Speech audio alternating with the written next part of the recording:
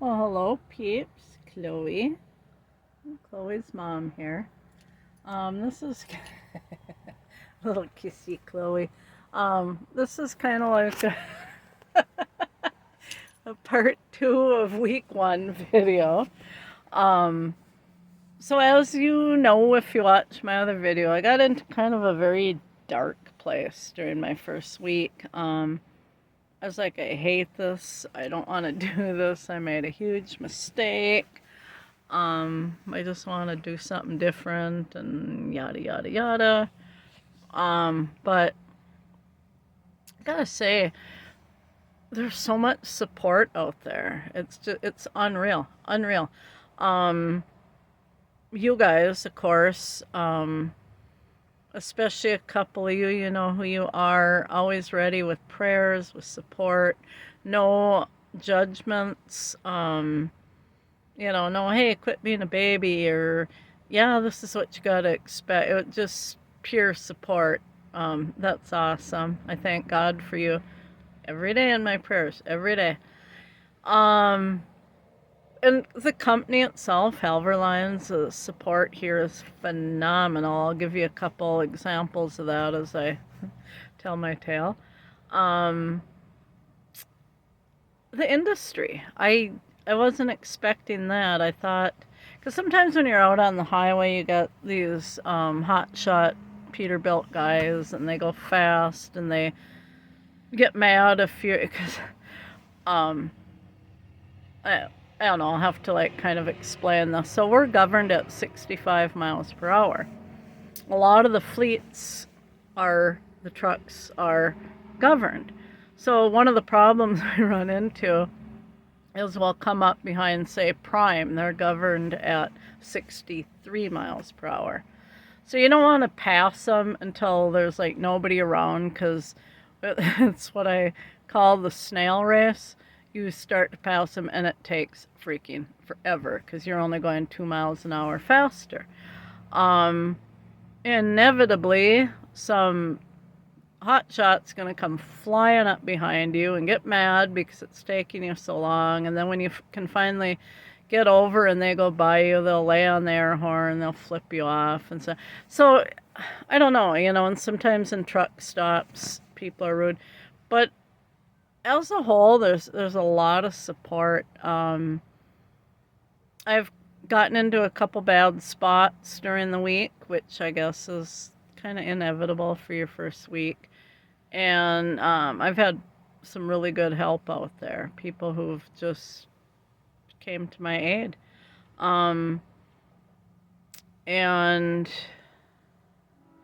just things like the night that I was in Chillicothe, there was a whole bunch of other truck drivers that were stuck there that whole time too. And when I finally got released from the dock and I got to go, they're all like, hey, da da da da da. And, I mean, really nice and really supportive. We were all in the same boat. And sometimes you'll be watching, you'll be in like a really bad yard and trying to back up, and you watch some other person and they're struggling too. And so there's a camaraderie among truck drivers, especially us fleet drivers. Um, and the ones who've been around the block a few times are really supportive of us newbies. They're appreciative that there's more people coming into the industry. Yeah. So before I forget, I want to tell you. So Google Chillicothe 6, I believe it's called. Um, You'll find some articles and some YouTube. Some really bad things have happened in that little town. And I was in such a dark place there. I mean, it wasn't like me to be like such a baby. Just has a bad vibe. I don't know. Like God isn't in that town. So anyway, yeah, Google that and see the horrible things that have happened. All these young women there, and it's kind of creepy. But so yeah, all in all, it ended up being a good week. I'm just gonna put this out there because this kind of stuff happens. So when I got to Kentucky, beautiful facility, 3M facility there, and picked up a trailer, and beautiful new trailer. This is really a nice trailer. And you come to appreciate good trailers. And anyhow, I started home, and I had to run over a scale in Indiana, and I needed a scale ticket, which usually you don't need one, but I needed one for this particular load. So I ran over the scale, and then I was trying to find a place to park just long enough to run in and get my receipt. Parking is extremely hard at these truck stops. They're just packed full of people. You don't want to back into some really hard spot just to run in, so you try to find a temporary spot.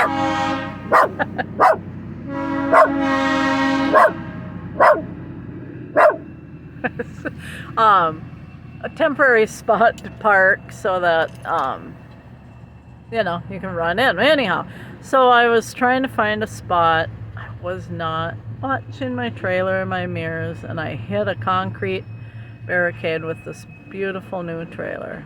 And so I had to call safety, and I had to call Roadside, and they were so nice to deal with. And our safety guy, the guy that I got, has been at the company forever, and he's been a truck driver forever, and one of the nicest people you could ever meet. And he was just so nice about it. And Roadside had me, it turns out that the truck stop I was at, Halver Contracts or whatever with their shop. So I was able to just walk into the shop. Mechanic came out, made sure the trailer was okay to be moved. And then I drove into the garage, and I'd bent the rim, and so they had to put a new rim on. It only took like an hour, and then the safety guy was so nice. He's like, wow. He's like, the video from that was incredible. He said that push-up barrier like 3 feet, and he's like, I told him, I said, man, I towed this crappy old trailer all over between like 6 states, and nothing happened. Then I pick up this beautiful trailer, and boom. And he said, yeah, that's how it happens. He said, just use this as an experience to learn from. He said, now no matter what your focus is or what your worry is, you need to keep an eye on them trailers. So yeah, that was that supportive thing. I had another incident while I was hooking up a trailer in Ashland, Wisconsin today, and the yard jockey who drove logging truck for 10 years, young guy, helped me out of the predicament, and he was just like, he's like, I don't know why that happened to you. He said, I was watching you back up, and you had it centered beautiful. Your fifth wheel was nice and flat. I don't know why it just rode up over your fifth wheel. He said it was just a fluke. So, I mean, that made me feel good. So, yeah, everywhere I turn, there's supportive people. My classmates, of course, yes, number one. They've talked me through so much. And then I get back to the terminal and just talking to other truck drivers, new drivers. And so I was going to try reefer over the road, but I'm just going to stick with what I have at least a month and see how I feel after that. I just need to be more prepared for anything to happen. I need to stock a bunch of food and stuff in here and just be prepared to spend hours somewhere. And that's that. So I'm in Superior now. I got my laundry done. Chloe and I are going to go to Walmart and maybe to A&W for a treat. And then we're going to spend the night here in the truck. And then we're going to go home, spend one night at home, and then I leave out again Wednesday. So, yeah, I thought I'd give you that nice update. I don't know. the way I felt, that's not really normal for me. I mean, obviously I've been through a lot, both in my personal life and in professional life, and I don't just, oh, I don't want to do this, I want to give it up. That's not me. So I don't know what happened. I'm going to say part of it was my path away from God for hours and the icky vibes of Chillicothe and um, the stress. I was tired. I hadn't slept real good. All that combined to make me a little whiny baby.